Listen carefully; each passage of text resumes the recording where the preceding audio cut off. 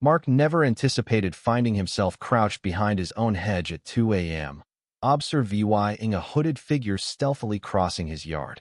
His heart raced as he peered through the darkness. The figure moved quickly, dodging the porch light and heading straight for the HOA office across the street. Mark's fingers itched to grab his phone. Instinct urged him to record, but there was an issue. His security cameras, installed for protection, were gone. The HOA had outlawed them. No footage, no evidence, no way to identify the intruder creeping around in the dead of night. His stomach churned. Just last week, the HOA board had enforced a new regulation banning all security cameras in the neighborhood, citing privacy concerns, according to Mr. Hargrove, the HOA president whose smug demeanor always hinted at hidden motives. It hadn't added up then, and now, as Mark watched the shadowy figure jimmy the lock to the HOA office, it seemed even more absurd. What were they trying to conceal? A sharp metallic click pierced the silence. The office door creaked open, and the figure slipped inside. Mark's pulse quickened. This was a proof that something suspicious was afoot. He edged closer, stepping cautiously across his lawn, but as he reached for his phone to snap a photo, a blinding light struck his face. "Hey, what are you doing?" Mark flinched, shielding his eyes as the shrill voice of Mrs. Ellis, his elderly neighbor, cut through the night. She stood on her porch in a floral nightgown, hands on hips. "Shush, he began, but it was too late." The figure darted out of the HOA office and vanished into the darkness. By the time Mark's VY sound cleared, they were gone, Leah VYing only an unlocked door swaying in the breeze. "Mark, were you sneaking around?" Mrs. Ellis squinted at him. "You'd better not be up to anything funny. The HOA doesn't like that."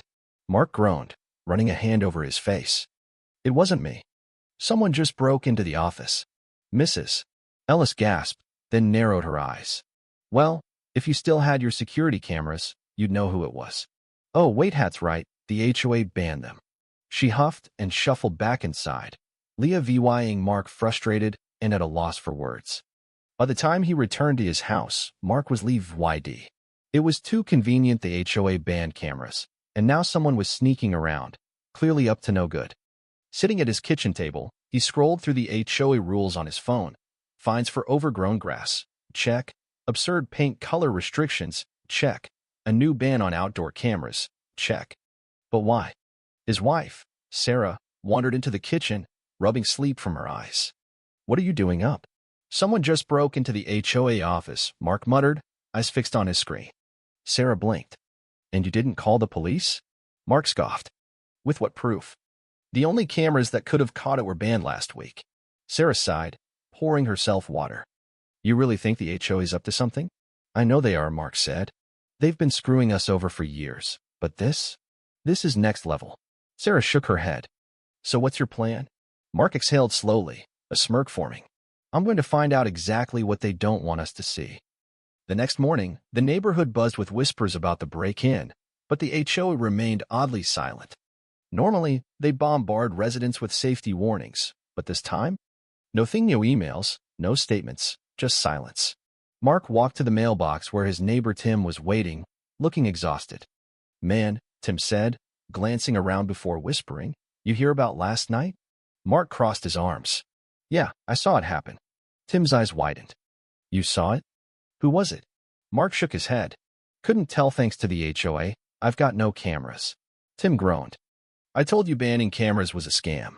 They don't want us knowing what they're doing." Just then, a golf cart rolled up. Mr.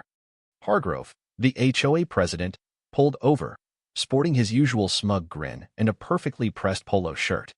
"Good morning, gentlemen," he called. Mark resisted an eye roll. "Morning." Hargrove adjusted his sunglasses. "Just a reminder, despite last night's unfortunate incident, the HOA is dedicated to maintaining our neighborhood's security and integrity. We'll increase patrols and ensure compliance with regulations." Mark clenched his jaw. "Funny, because the only thing that would have made last night safer was security cameras, but you banned them." Hargrove's smile didn't waver. "Cameras raise privacy concerns, Mark. We can't have everyone spying on their neighbors." Tim scoffed. "Right, but the HOA can spy on us." Hargrove's expression darkened briefly before his grin returned. "I'd be careful with accusations like that. I'd hate to see anyone violate HOA rules." Mark bristled. Is that a threat? Of course not, Hargrove said smoothly. Just a reminder rules exist for a reason. Speaking of which, I noticed your trash cans were out past 9 a.m. That's a due law 75 fine. Mark's fists tightened, but he stayed calm. That's ridiculous. Hargrove's smile widened. Rules are rules. Have a great day, gentlemen. He tipped his sunglasses and drove off. Tim muttered, that guy's pure evil. Mark stared after the cart. That's it. I don't care what it takes, I am finding out what they're hiding. And so it began. What seemed like another absurd HOA rule unraveled into something far larger. The camera ban wasn't about privacy or safety, it was about keeping residents blind to the HOA's secrets. Mark wouldn't let that stand. He just needed a way to catch them without breaking the rules they'd weaponized against him. The next morning, Mark pored over HOA rules and amendments on his laptop. The camera ban had seemed odd initially, but after witnessing the break-in, it felt outright sinister. He dug through archived announcements, searching for clues about this sudden privacy obsession, but the more he read, the more it looked like a cover-up. A sharp knock interrupted him. Groaning, he opened the door to find Mrs. Ellis, arms crossed, a nosy glint in her eyes. You're in trouble, she announced. Mark sighed. Good morning to you too. What now? She thrust a paper at him. The HOA sent out fines this morning on the list. Mark snatched it. Fines for improper lawn maintenance, late trash cans, and disruptive behavior or from the night before. This is insane, he muttered. I didn't do anything. Mrs. Ellis sniffed. They don't like you snooping. I'd watch out if I were you. She lowered her voice, glancing around. Rumor has it, people who cross the HOA regret it. Mark frowned. What's that mean? She gave him a knowing look and shuffled off. Shutting the door, Mark took a deep breath. This was worse than he'd thought. If they were using fines to silence people, what else could they do? He needed Tim. 10 minutes later, they were in Tim's chaotic garage, electronics, lawn chairs, and a half-built drone scattered everywhere. Tim was mid-rant. I told you, they're running an operation. Ever notice how board members never get fined? My grass is half an inch too long. I get a warning. Hargrove's yard looks like a jungle. Nothing. Mark nodded. And now, after banning cameras, someone breaks into the office, no alerts, no announcements, and I get fined for being outside when it happened. Tim tapped his chin. They don't want questions. But what if I told you we could still watch them? Mark raised an eyebrow. I'm listening. Tim grinned, pulling a small birdhouse from a box. Hidden cameras, my friend. Wireless.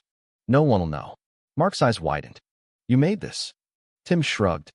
When the HOA won't let you protect your home, you get creative. Mark examined it. This is perfect. We can set these up and see what they're really up to. Tim hesitated. Won't be easy. They're paranoid. If they find out, we're done. Mark nodded. Then we start small, just enough to get answers. That night, they installed the first camera in a tree hollow near the HOA office, angled to catch anyone entering or leaving. A second went in an unused mailbox. They worked fast, constantly checking their surroundings, expecting Hargrove to appear. By morning, Mark checked the footage. The first hours showed nothing. Joggers, dog walkers. Then, just after midnight, a figure appeared. Mark leaned in. It was Hargrove, talking quietly with two board members outside the office, glancing around nervously.